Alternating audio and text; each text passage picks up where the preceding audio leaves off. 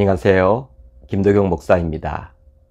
오늘은 2021년 7월 1일 목요일입니다.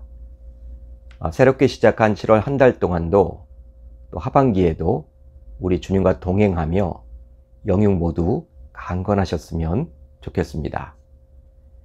자, 오늘 우리가 나눌 말씀은 야고보서 1장 1절로 8절입니다.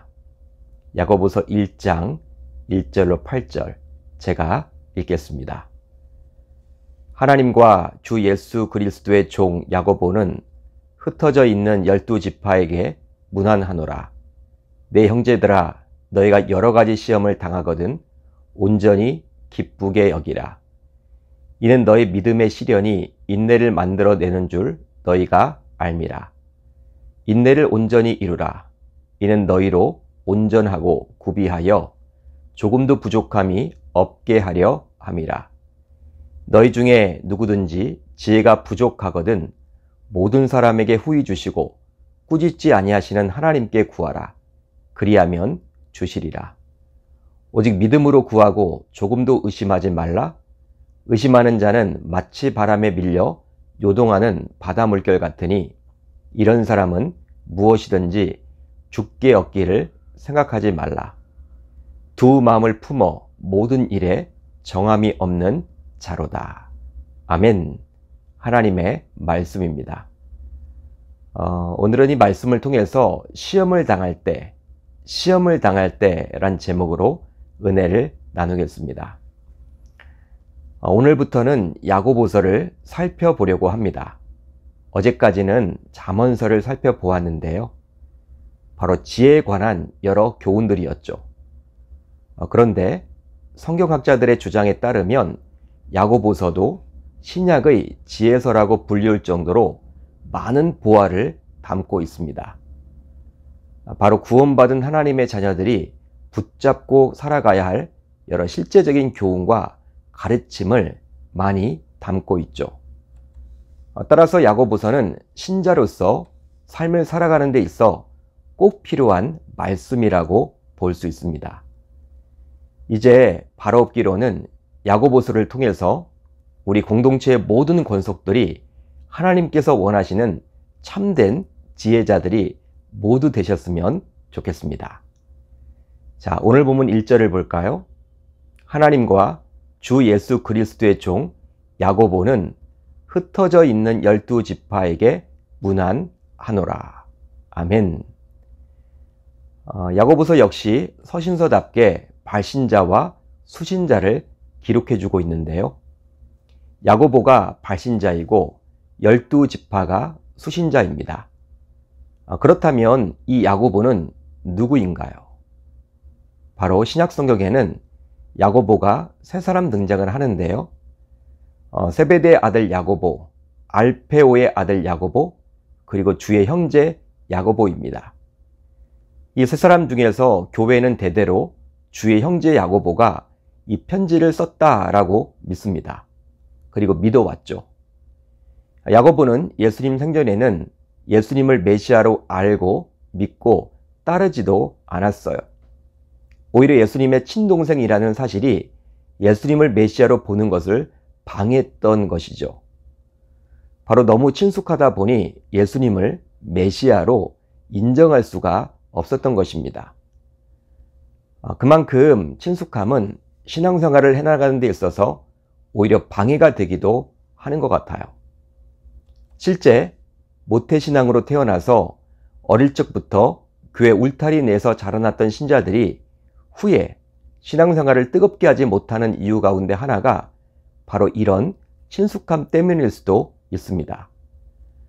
그러기에 신앙생활에 있어서 이런 친숙함은 오히려 해가 될 수도 있음을 우리는 반드시 기억해야만 하겠죠.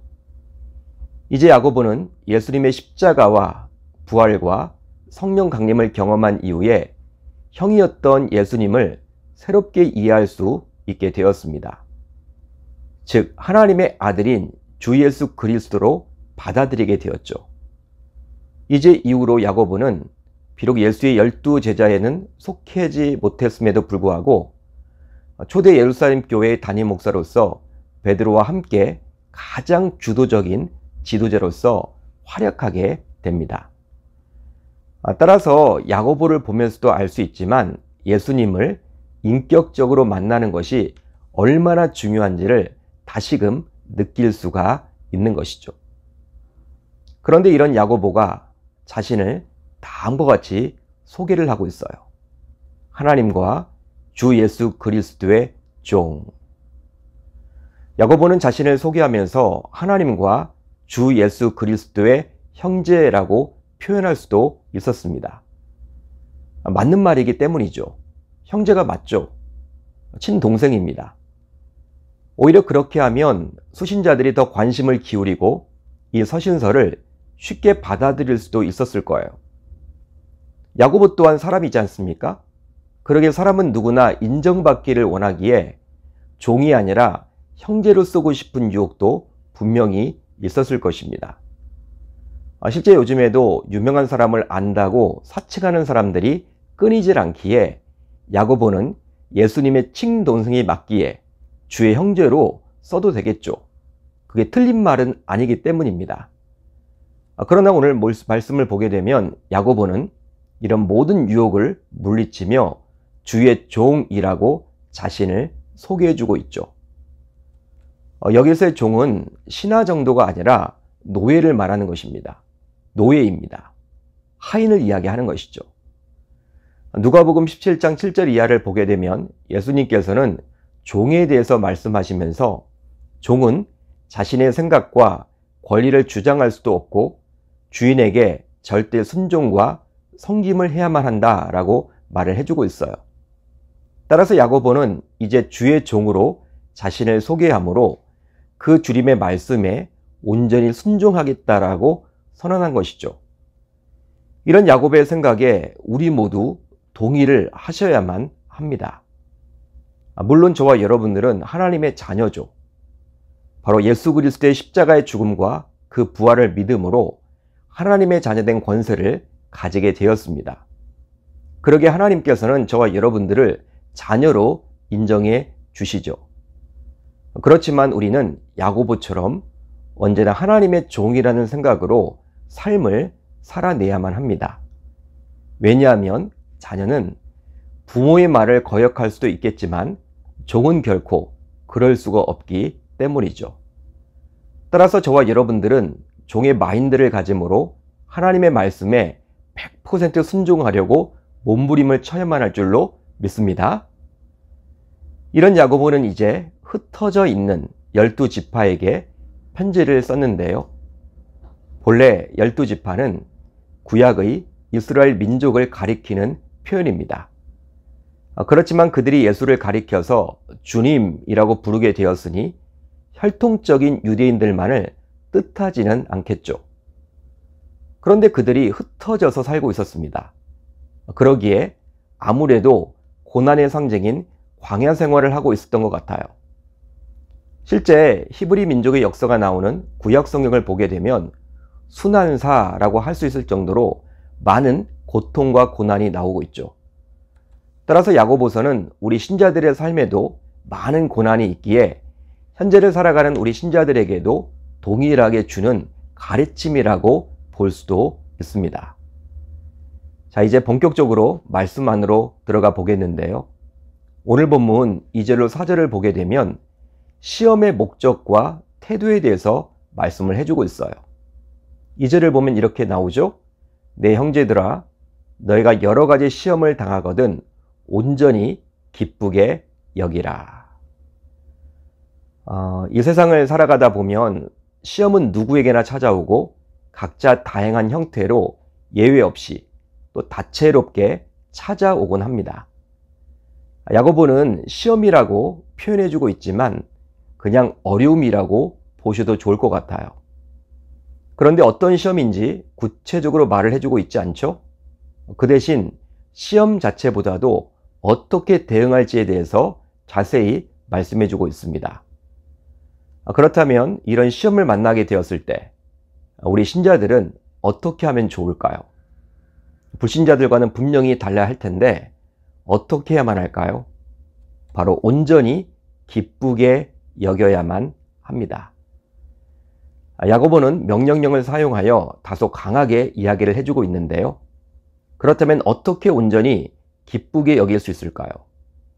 바로 오늘 당한 이 일이 영원한 실패도 아니고 하나님의 무관심이나 무능력의 증거도 아니며 오늘로 모든 이야기가 다 끝난 것도 아니기 때문입니다. 결국 시험을 온전히 기쁘게 여김으로 이 시험이 검증된 믿음과 인내를 만들어내며 종국에는 우리를 부족함 없는 온전한 사람이 되도록 하겠죠. 자, 이제 오늘 본문 5절을 8절을 보게 되면요. 시험을 이기는 방법에 대해서 야고보는 말씀해주고 있습니다. 자, 5절을 볼까요? 너희 중에 누구든지 지혜가 부족하거든 모든 사람에게 후히 주시고 꾸짖지 아니하시는 하나님께 구하라. 그리하면 주시리라. 야고보는 시험을 당할 때 그 어려움이 빨리 지나가기를 구하지 말고 오히려 지혜를 구하라고 이야기를 합니다. 바로 그렇게 할 때 그 시험을 하나님의 안목, 즉 하나님의 시각으로 바라볼 수 있기 때문이죠. 그렇게 되면 비록 감당하기 힘든 고난일지라도 넉넉하게 이겨낼 수가 있습니다. 그러나 우리 신자는 너무나도 연약하기에 세상 사람들과 마찬가지로 어떤 문제를 만나게 되면 그 문제가 너무 힘들다 보니 하나님의 뜻보다는 그 문제를 빨리 해결하고픈 마음에 그것을 위해서 더 애를 쓰곤 합니다. 그러게 지혜를 구하기는 참 쉽지 않죠. 그래서일까요? 야고보는 다음과 같이 저와 여러분들에게 권면을 해줍니다. 오직 믿음으로 구하고 조금도 의심하지 말라. 바로 지혜를 구하면서도 눈에 보이는 문제로 인해서 지혜가 과연 문제 해결에 어떤 도움이 될까? 이런 의심을 할 수 있기에 믿음이 필요하다고 본 것이죠. 따라서 우리는 하나님께 지혜를 구하되 의심하지 말고 믿음으로 구해야만 할 줄로 믿습니다. 더욱이 두 마음을 품지 말고 정한 마음으로 구해야만 하겠죠. 바로 모든 상황을 통제하시는 분은 내가 구하는 대상인 여호와 하나님이시기 때문입니다. 그러기에 여러분들이 행여나 어떤 어려운 시험으로 인해 힘든 시기를 보내고 있다면 그 시험이 빨리 끝내기만을 기도하지 마시고 오히려 하나님의 뜻을 알 수 있는 지혜를 구할 수 있어야 할 줄 우리 주님의 이름으로 축원합니다. 축원합니다. 자, 이제 우리 공동체가 함께 나눌 기도 제목인데요.